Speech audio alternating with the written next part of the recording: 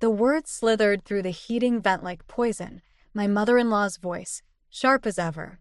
She was never good enough for this family, Tom. You know that. I've been saying it for years. I froze in the hallway, my son's freshly folded laundry clutched against my chest. 7 years of marriage, and still I was the outsider. The intruder. My name is Miriam, and this is the moment I decided to destroy my husband's family.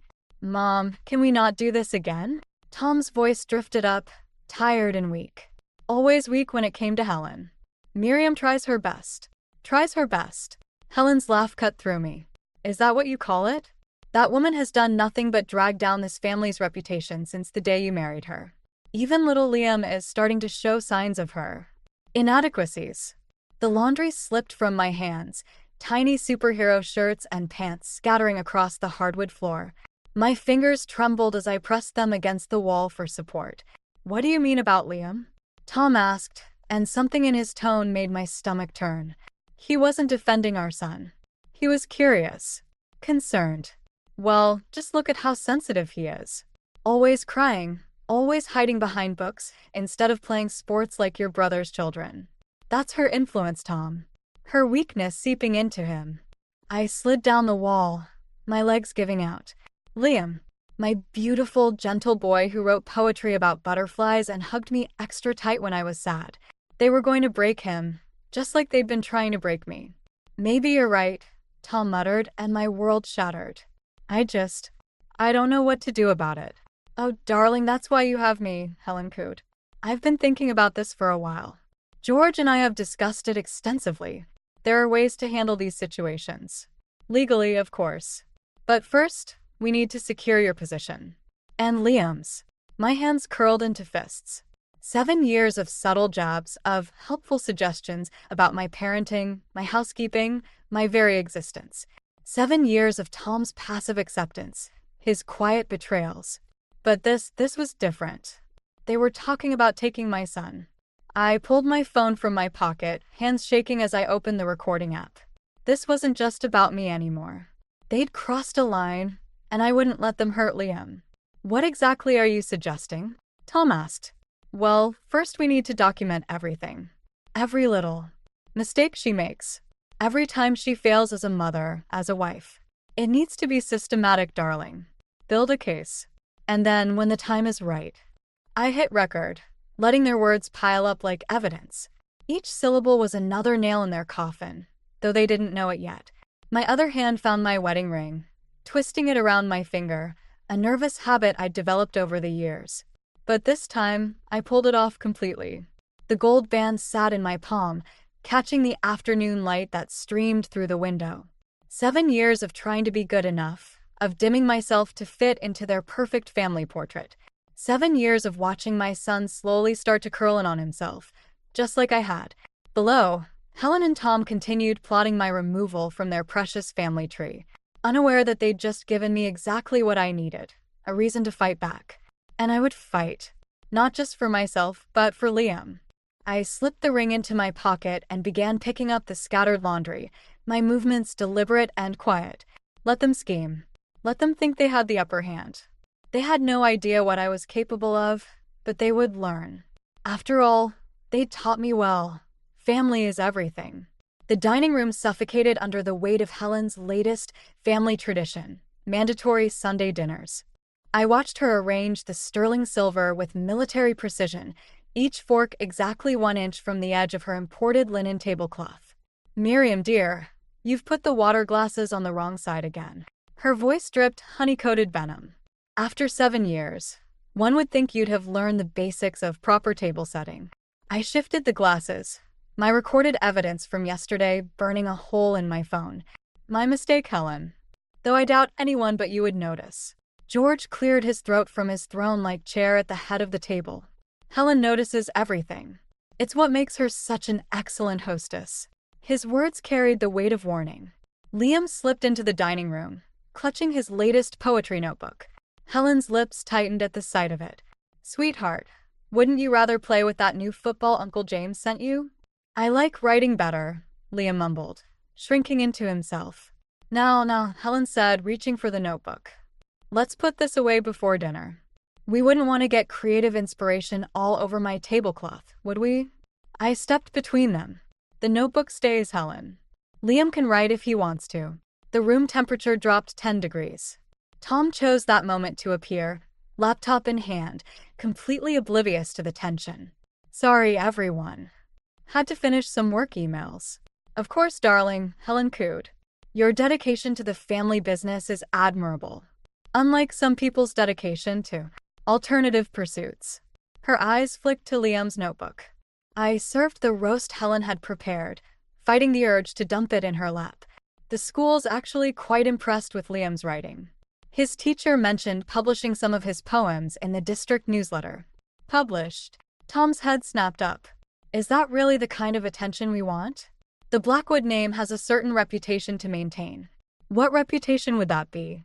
I asked, my voice steady despite my racing heart. The one where we pretend everything's perfect while tearing each other apart behind closed doors? Helen's fork clattered against her plate. I don't know what's gotten into you lately, Miriam, but this attitude is exactly why. Why what, Helen? Why I was never good enough for your precious family. Tom's face paled.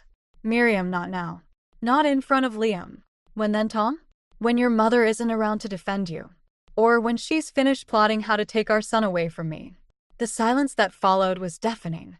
George's knuckles whitened around his knife handle. Helen's face turned to marble. And Tom wouldn't meet my eyes. I think, Helen said carefully, that you're becoming hysterical. Perhaps you should lie down. I'm not hysterical. I'm finally seeing clearly.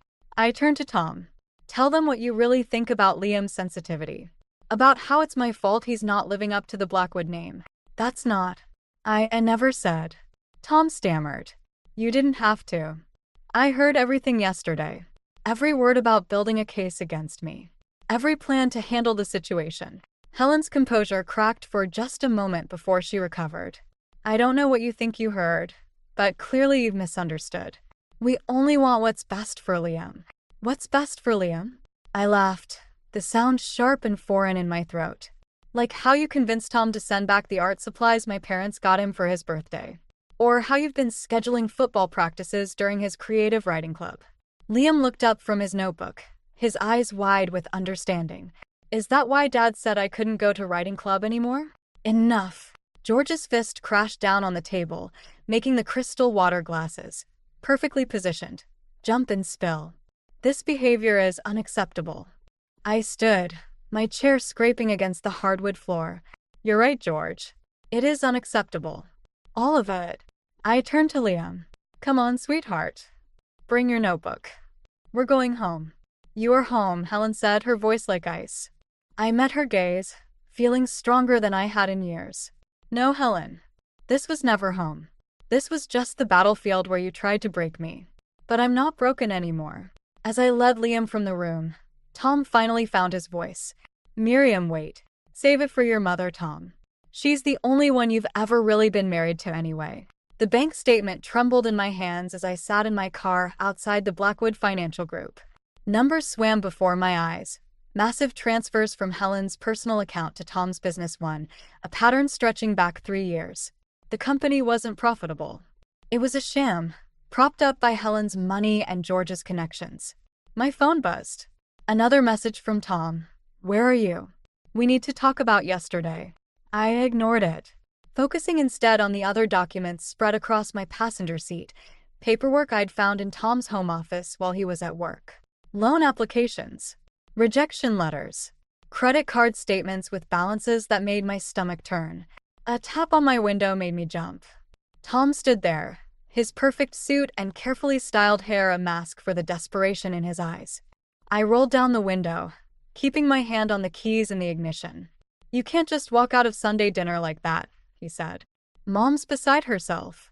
Is that why you're really here, Tom? To defend your mother's feelings? Or is it because you're afraid I'll tell everyone that Blackwood Financial is running on empty? The color drained from his face. You went through my office? Someone had to. You certainly weren't going to tell me the truth. He glanced around the parking lot, then lowered his voice. Get out of the car. We need to discuss this privately. No. We can talk right here where there are witnesses. For God's sake, Miriam, I'm not going to hurt you. Aren't you? I held up the bank statements. You've been lying to me for years, using your mother's money to pretend you're successful. Is that why you never stood up to her? Because you couldn't afford to? It's complicated, he said, running a hand through his hair. The market took a downturn and Dad's connections weren't as strong as they used to be. Mom offered to help. Help control you, you mean? Help keep you dependent on her. And you let her, even when she tried to change our son into something he's not. A muscle twitched in his jaw. Liam needs structure. Discipline. The Blackwood name. The Blackwood name is worthless, I cut in. Just like your company. Just like our marriage. You don't understand what's at stake here, Tom said, his voice taking on an edge I'd never heard before. If word gets out about the company's finances, everything my family built will collapse. I can't let that happen. What are you going to do about it, Tom? Let your mother handle me like she handles everything else. He leaned closer, his breath fogging the window. Don't push me, Miriam. You have no idea what I'm capable of when it comes to protecting this family. That's where you're wrong, I said, starting the engine. I know exactly what you're capable of. Nothing. You're capable of absolutely nothing without your mother pulling the strings. If you breathe a word of this to anyone, you'll what? Take my son away? Destroy my reputation? Helen's already working on that, isn't she? I reached for my phone.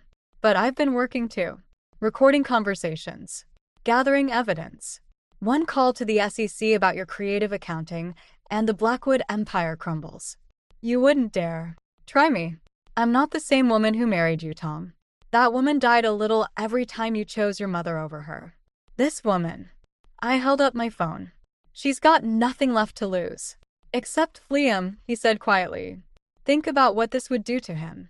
My hand tightened on the steering wheel. I am thinking about him. That's why I can't let him grow up thinking this is what love looks like. Miriam, please. I put the car in reverse. Go back to your mother, Tom. Tell her everything.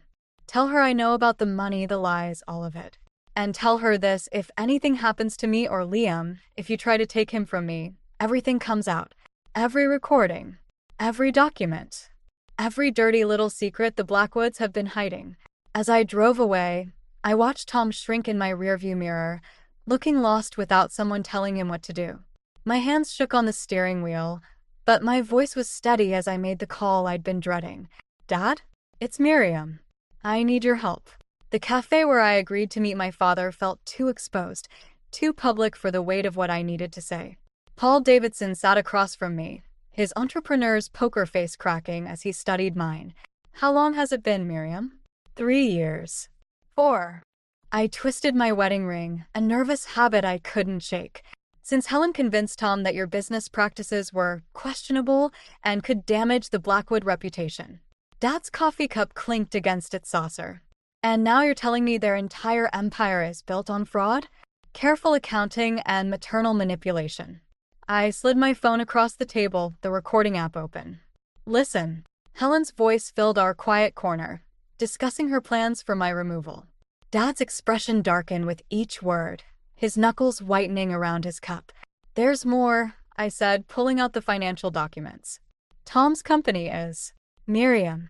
I looked up to find Helen standing at our table, her designer handbag clutched like a shield. The cafe suddenly felt airless. What a surprise, she said, voice dripping artificial sweetness. Having lunch with Paul Davidson, of all people. Does Tom know you're meeting with his business competitors? Does Tom know you're following me? Helen's smile tightened. I was simply meeting friends, dear. Though I must say, this looks rather suspicious. Sharing documents. Having secret meetings. One might think you were plotting something. Like you've been plotting against me for 7 years? I've only ever wanted what's best for this family. Your family, I corrected. Not mine.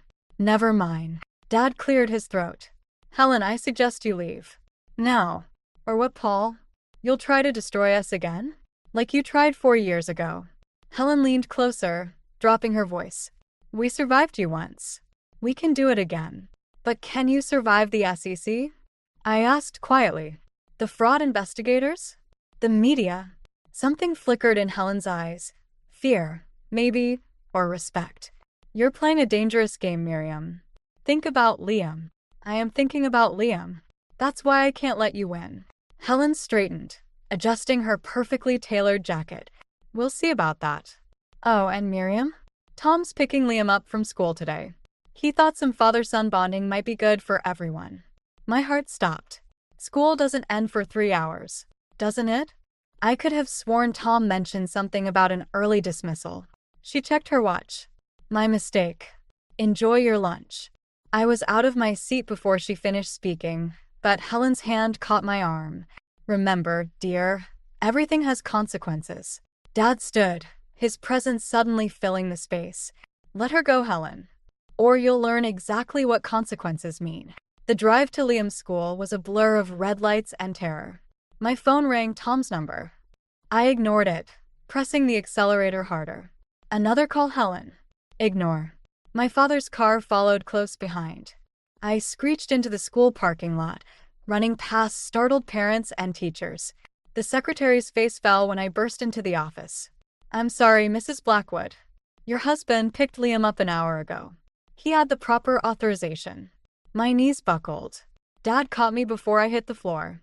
Where would Tom take him? He asked, his voice steady despite the fury in his eyes. Helen's house. He always runs to Helen's. Then that's where we're going. Dad pulled out his phone. But first, I'm making some calls. The Blackwoods aren't the only ones with power in this town. In the car, my phone buzzed with a text from Tom. We need to talk. Come to Mom's. Alone.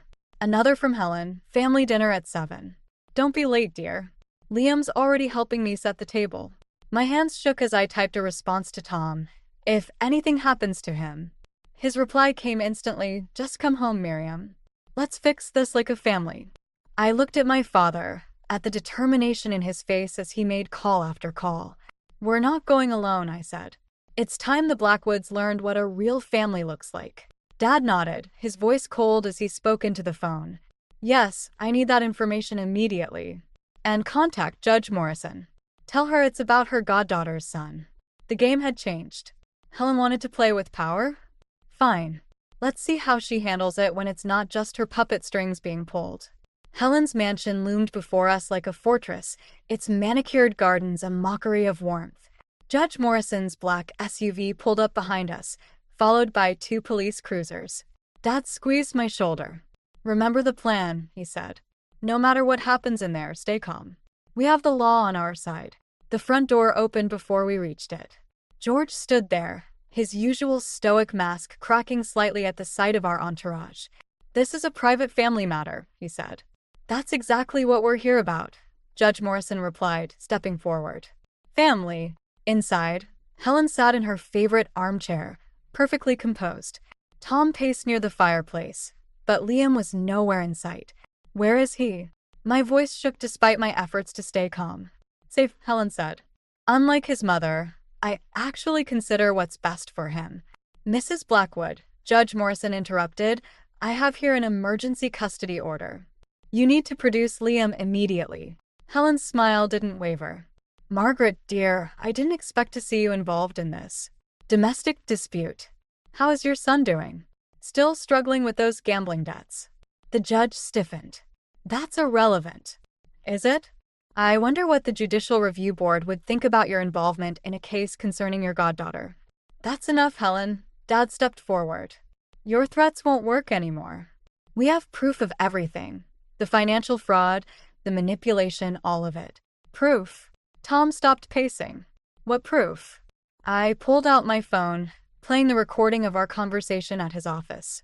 Tom's face drained of color as his own words filled the room.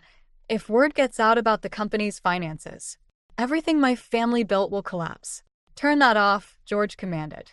Or what? I asked. You'll add it to the list of things you're trying to take from me? My son, my dignity, my voice. A small sound from upstairs made everyone freeze. Liam's voice calling out. I moved toward the stairs, but Tom blocked my path. Wait, we can work this out. Like you worked out the company's finances? Or like you worked out how to break our son's spirit?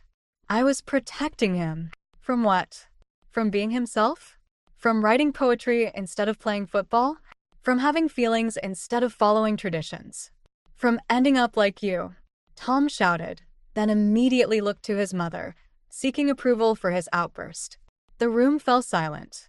Even Helen looked uncomfortable. "Officer," Judge Morrison said quietly, "please escort Mrs. Davidson upstairs to retrieve her son." "This isn't over," Helen warned as I passed her. "You have no idea what you're destroying." "No, Helen. You destroyed it yourself. Every time you chose control over love. Every time you made Tom choose between being a good son and being a good father." I found Liam in the guest room, clutching his poetry notebook. His eyes lit up when he saw me, then dimmed as he glanced toward the door. "Grandma Helen says you're sick," he whispered. "That you need help." My heart cracked. "No, sweetheart. I'm not sick. I'm just finally getting better. She says if I go with you, I'll never see Dad again." I knelt before him, seeing the fear in his eyes. "That's not true. But things are going to change. Remember how you told me you feel scared to share your poems sometimes? How you worry about making everyone happy?" He nodded. "We don't have to live like that anymore. We can be ourselves, without being afraid." Downstairs, voices rose in argument. I heard Dad mentioning lawyers, Helen making threats about reputations and consequences. "What about Dad?" Liam asked. "Your father has to make his own choices now, just like we do." I held out my hand, and for a moment, the world hung suspended. Then Liam took it, clutching his notebook to his chest with his other arm. As we descended the stairs, Helen's voice cut through the chaos. "If you walk out that door with him, you'll regret it for the rest of your life." I paused, looking at my son's small hand in mine, then at the woman who'd tried to break us both. "No, Helen. The only thing I regret is not doing this sooner." The Davidson family estate felt like a fortress under siege. 3 days after taking Liam from Helen's house, the Blackwoods' retaliation began. First came the lawyers, then the press leaks, and finally the whispers that spread through our social circle like poison. I stood at the window, watching security guards patrol the grounds. Behind me, Dad spoke quietly into his phone. "They're trying to freeze our accounts." "Yes, all of them." "No, they won't succeed. But it shows their desperation." Liam hadn't stopped asking about Tom. Each question felt like a knife twisting in my chest. "When can I see Dad? Why isn't he calling? Does he hate me now?" The doorbell rang, making us both jump. Through the security camera feed, I saw Helen standing there alone. No lawyers. No Tom. Just Helen in a simple black dress, looking almost vulnerable. "Don't," Dad warned, but I was already moving toward the door. Helen's perfect makeup couldn't hide her exhaustion. "We need to talk, Miriam. Just us. Whatever you have to say, you can say it here." She glanced at Dad, then back to me. "Tom tried to kill himself last night." The world tilted sideways. Dad caught my arm as I stumbled. "He's alive," Helen continued. "But the scandal, the investigation into the company, it was too much. He left a note." She pulled out an envelope, Tom's messy handwriting spelling my name. "Don't read it," Dad said. "This is another manipulation." "George is at the hospital with him," Helen's voice cracked. "He keeps asking for Liam. The doctors say. They say having his son there might help." "No," I said, but my voice shook. "You're lying. This is just another trick." Helen reached into her purse, pulled out her phone. The hospital photo showed Tom, pale and small in a white bed, tubes snaking from his arms. The timestamp was from 2 hours ago. "You did this," I whispered. "You and your obsession with control, with appearances. You broke him long before I ever met him." "Perhaps," Helen said softly. "But does that matter now? Your son's father is asking for him. Are you going to deny Liam the chance to say goodbye, just to punish us?" Dad stepped forward. "Get out, Helen. Before I call security." "Wait." I took the envelope, my hands trembling. "If this is another game." "It's not. For once in my life, Miriam, I'm telling the absolute truth. Tom needs his son." I opened the letter, reading Tom's desperate words. "I'm sorry, Miriam. You were right about everything. About Mother, about Liam, about me. I was too weak to stand up to her, too afraid to be the father our son deserves. Please let him know this isn't his fault. Let him know I love his poems." The paper crumpled in my fist. "You read this before bringing it here?" Helen nodded. "Yes." "And you're using it to manipulate me again?" "Yes." Her honesty startled me. But that doesn't make it less true. From upstairs, I heard Liam's door open. His small footsteps on the stairs made my heart race. Mom. His voice carried down. Is someone here? Helen's eyes filled with tears. Real ones, for the first time I'd ever seen. Please, Miriam. I know I don't deserve your mercy, but Tom does. And Liam. Liam deserves the chance to see his father, even if it's for the last time. Grandma Helen? Liam appeared at the bottom of the stairs, clutching his notebook. The choice crystallized before me. Protect Liam from more pain, or risk everything on the chance that Tom's crisis was genuine. If I was wrong, Helen would use this vulnerability to destroy us. If I was right and refused, could Liam ever forgive me? If this is a trick, I said, my voice low enough that only Helen could hear, I will burn your entire world to the ground. Not just the company. Everything. Halem at my gate. I understand. Liam, I called, my heart breaking at the hope in his eyes. Get your coat. We're going to see Dad. As we walked to the car, Dad grabbed my arm. This is a mistake. Maybe, I said, watching Liam clutch his poetry notebook, the one he wanted to show his father. But sometimes the right choice feels wrong, and the wrong choice feels like the only option we have. The security gates opened, and we drove into the gathering darkness, following Helen's car toward either salvation or destruction. I couldn't tell which anymore, and that terrified me more than anything.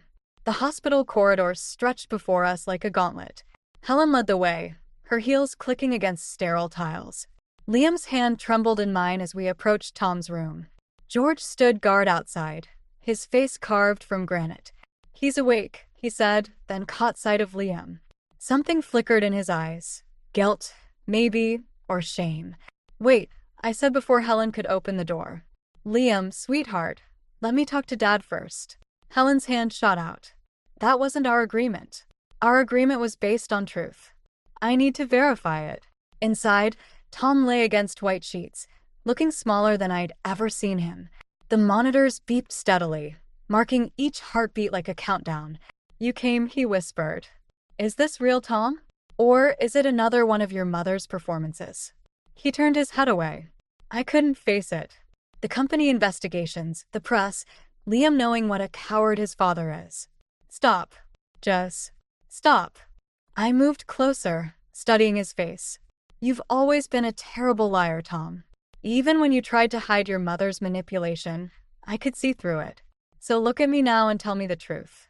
Did you really try to kill yourself, or is this another trick?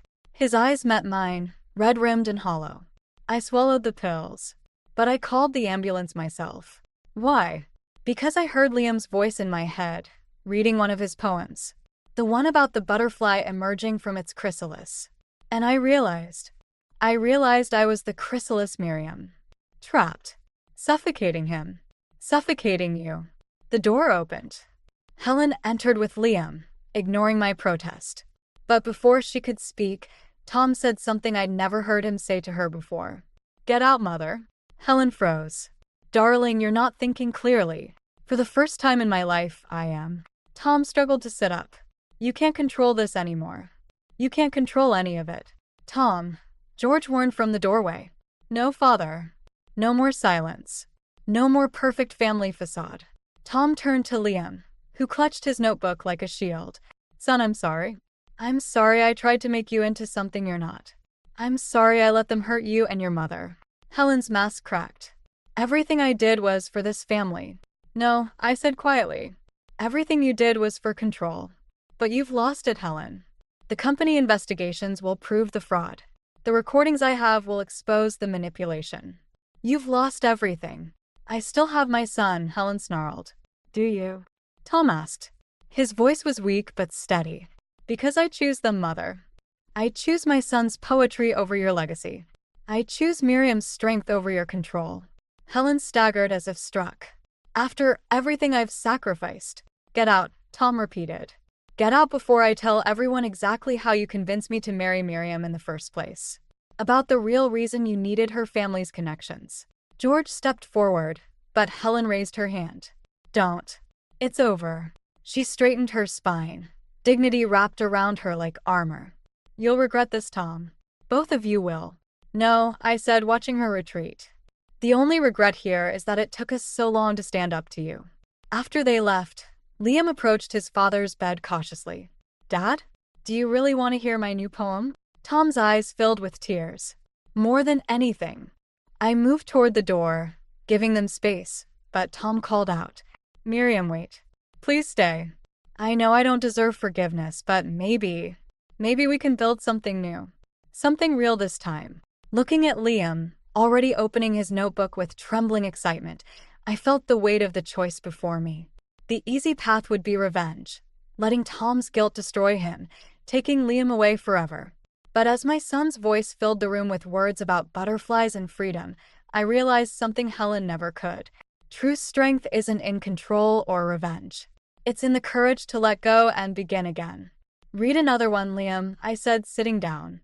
Your father needs to catch up on everything he's missed. The letter arrived on a crisp autumn morning, just as Liam was preparing for his first poetry reading at school.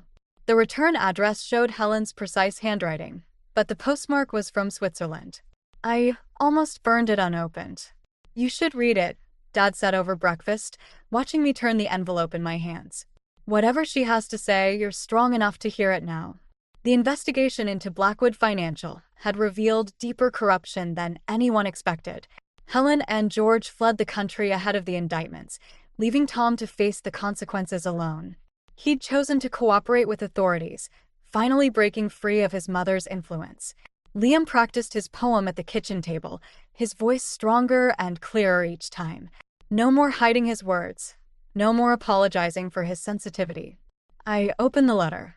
Miriam, by the time you read this, the Blackwood name will be in ruins. Everything I built, everything I protected, will be ashes. You and you think. But that's not why I'm writing.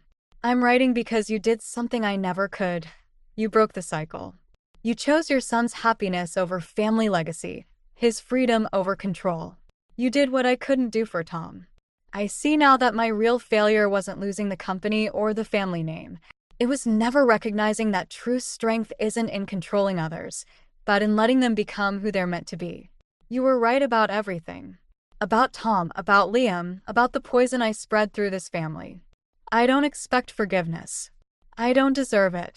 But I want you to know that in destroying what I built, you taught me the hardest lesson of my life. Sometimes we must burn everything down to see what really matters. Enclosed is a trust fund I established for Liam before the assets were frozen. It's clean money earned before the fraud began. Use it to nurture his gift. Let him write his poems. Let him be free in a way Tom never was. And know this, in the end, you were the daughter I should have had, the mother I should have been. Helen. A check fell from the envelope. 7 figures. My hands shook as I set it aside. Mom. Liam looked up from his notebook. Are you okay? Yes, sweetheart. Just thinking about your father's visiting day tomorrow. Are you sure you want him to hear your new poem? It's about him, Liam said quietly. About forgiveness and butterflies and how sometimes people have to break before they can fly. The wisdom in his 7-year-old voice brought tears to my eyes. When did you get so smart? When you showed me it was okay to be myself. The doorbell rang. Tom stood outside, looking different in jeans and a casual shirt instead of his usual suits. No more Blackwood Financial, no more pretense. Just a father trying to rebuild a relationship with his son. I brought something for Liam, he said, holding up a leather-bound journal. For his poems. I handed him Helen's letter. He read it slowly, his face a canvas of complicated emotions. What will you do about the money? He asked. That's up to Liam. When he's older, he can decide if he wants his grandmother's last attempt at control. Tom nodded, understanding. And us? Will we ever? No, I said gently. But we can be something different. Something better. Parents who put their child first. Friends, maybe someday. I like that. Liam appeared in the doorway, clutching his poem for the school reading. Dad, you're early. Wouldn't miss it for the world, buddy. As I watched them head to the car, I thought about Helen's words. About burning everything down to see what matters. She was right. I had won, but not in the way she thought. Not through revenge or destruction. I won by choosing love over legacy, freedom over control, forgiveness over bitterness. I won by teaching my son that strength comes in many forms, and the quietest ones often matter most. I tucked Helen's letter away, a reminder that sometimes our greatest victories come not from defeating our enemies, but from refusing to become them. Mom, Liam called. We'll be late. I smiled, leaving the past behind as I stepped into the future my son would write, one poem at a time,